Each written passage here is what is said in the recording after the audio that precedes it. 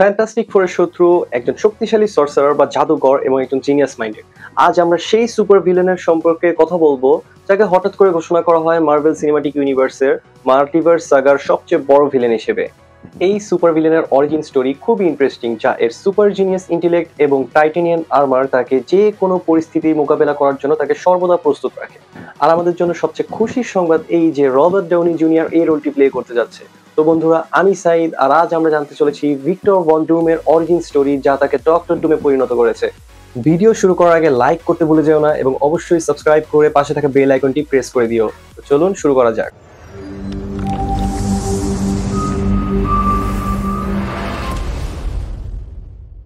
এই সিক্রেট ওয়ার্স ভিলেনের একটাই দুর্বলতা আছে, সেটা হলো অ্যারোগেন্স বা অহংকার। কমিক্সে প্রথমবার এটি আমাদের দেখানো হয়েছিল ফ্যান্টাস্টিক ফোর ইস্যু 5-এ। আর্থের সবচেয়ে ব্রিলিয়েন্ট মাইন্ডদের মধ্যে একজন, যে কিনা সর্সারাস স্কিলস হোল্ড করে এবং একটা সময় সে সর্সারাস অফ সুপ্রিম হিসেবেও থাকে। তার একটাই মাত্র এইম, যা হলো দুনিয়ায় রাজ করে দুনিয়ায় আরো ভালো করা। আজ আমরা কথা বলবো মার্ভেল কমিক্স বুকস অফ ডুমে দেখা অরিজিন। ভিক্টরের পিতা ভার্নার ভান ডুম একজন হিলার বা ডাক্তার ছিলেন এবং তার মা সিনথিয়া একজন সর্সারাস ছিলেন। তারা দুজনেই জেফিরো নামক একটি স্থানীয় রোমানি ক্লাসের সদস্য ছিলেন, যাদের লাটভেরিয়ার ব্যারন কিং ভ্লাদিমির অত্যাচার করছিল, যার থেকে বাঁচতে বাঁচতে ভিক্টর ও তার লোকেরা এক জায়গা থেকে অন্য জায়গায় যাযাবরের মতো ঘুরে বেড়াতো। একদিন ভিক্টরের মা সিনথিয়া এই দৌড়ঝাঁপের জীবনে ক্লান্ত হয়ে তার জাদু ব্যবহার করে ম্যাফিস্টোর সঙ্গে একটি চুক্তি করে, যার মাধ্যমে সে পায় ব্যারনের সৈন্যদের উপর আক্রমণের ক্ষমতা। কিন্তু ম্যাফিস্টো তার প্রতিশ্রুতি ভঙ্গ করে এই সুযোগে সিনথিয়ার উপর কন্ট্রোল করে নেয় এবং তাদের গোষ্ঠীর সকল শিশুদের প্রাণ কেড়ে নেয়। ফলে জেফিরো গ্রুপের সকলে সিনথিয়াকে আক্রমণ করে এবং আক্রমণের শিকার হয়ে সিনথিয়া মৃত্যুবরণ করেন।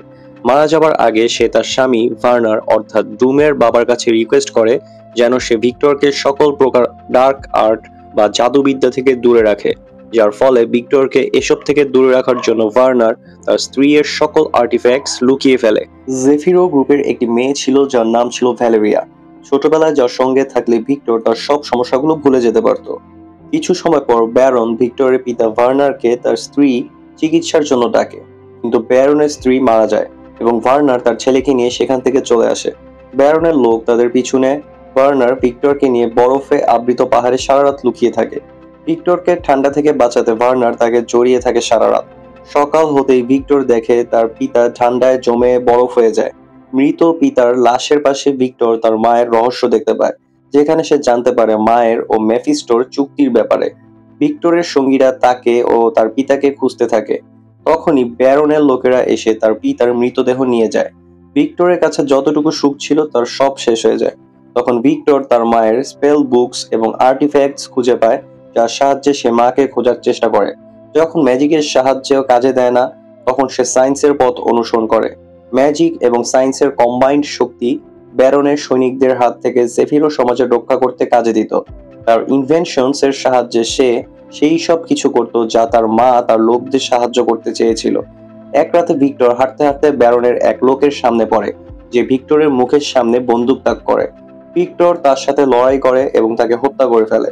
ভিক্টর নিজের হাতে প্রথমবার এভাবে কারো জান কেড়ে নেয় এবং এই ইনসিডেন্ট ভিক্টরের মানসিকতার উপর প্রভাব ফেলে। কিছুদিন পর একজন আমেরিকান জেনারেল ভিক্টরকে আমেরিকায় নিয়ে যাওয়ার প্রস্তাব দেয়, যেখানে সে তাদের জন্য কিছু তৈরি করবে এবং এর বিনিময়ে তাকে হায়ার স্টাডিজের সুযোগ দেয়। আমেরিকায় মিলিটারি জেনারেল ভিক্টরকে তার ল্যাব দেখায়, তাকে ভর্তি করানো হয় কলেজে। ভিক্টর জেনারেলের জন্য ওয়েপন বানাবে এবং কলেজে মন দিয়ে পড়াশোনা করবে।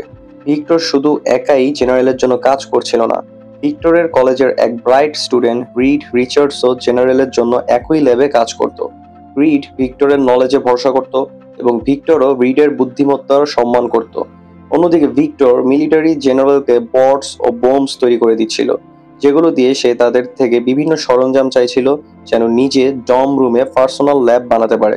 যদিও সে আমেরিকার কালচারের এত রেসপেক্ট করতো না, তবুও সে একটা পার্টি অ্যাটেন্ড করে, যেখানে নেশা অবস্থায় এক মেয়ের সাথে ইন্টিমেট অবস্থায় মেয়ের গলা ধরে ফেলে এবং সেই ফিলিং ফেরত আসে, যে ফিলিং ব্যারনের লোক হত্যার সময় এসেছিল। সে নিজেকে কোনোভাবে কন্ট্রোল করে এবং সে মেয়েটিকে ছেড়ে দেয় এবং সেখান থেকে বেরিয়ে যায়। মিলিটারি থেকে কলেজকে চাপ দেওয়া হয় যেন এই ইনসিডেন্ট ধামাচাপা দেওয়া হয়। পরবর্তীতে ভিক্টর তার ইনভেনশনস এবং এক্সপেরিমেন্টস এর কাজে লেগে যায় সে খুব কাছে পৌঁছে যায় টাইম ট্রাভেলিং এর। কিছুদিন পর রিড রিচার্ডস ভিক্টরের রুমে আসে, যেখানে সে তার গবেষণাপত্রের কিছু হিসাব ভুল দেখতে পায়। ভিক্টর তাকে তর্ক করে কেন সে তার অনুমতি ছাড়া ডুমের রুমে এসেছে। রিড বোঝানোর চেষ্টা করে এবং ভিক্টর তাকে বলে চলে যেতে। তারপর ভিক্টর তার পার্সোনাল ডম রুম ল্যাবে নিজের সেট আপ করা মেশিনে বসে চালু করে। তখন ভিক্টর মানসিকভাবে হেল এ কানেক্ট হয়ে যায় সপ্তাহ ধরে মায়ের খোঁজে, এবং সে পেয়েও যায় তার মাকে মেফিস্টোর জিম্মায়। তার মা তাকে বলে চলে যেতে। মেফিস্টোর বন্দিতে এই সব ঘটনা বাস্তবে কয়েক ঘন্টার ব্যাপার ছিল, যার শেষে মেশিনটি বিস্ফোরিত হয়। ভিক্টরের ল্যাব অ্যাসিস্ট্যান্টের চোখ নষ্ট হয়ে যায় এবং ভিক্টরের মুখ ঝলসে যায়। মেফিস্টো ভিক্টরের মুখ ছুঁয়ে ফেলেছিল।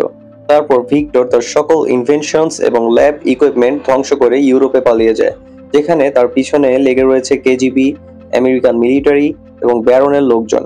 এদিকে নরকে মেফিস্টোর কাছে তার মায়ের আটকে থাকার বাজে দুঃস্বপ্ন তাকে বিরক্ত করে তুলছে। একদিন ব্যারন আমেরিকার সরকারের সাথে মিলে ভিক্টরের শৈশবের বন্ধু ভ্যালেরিয়াকে পাঠায়।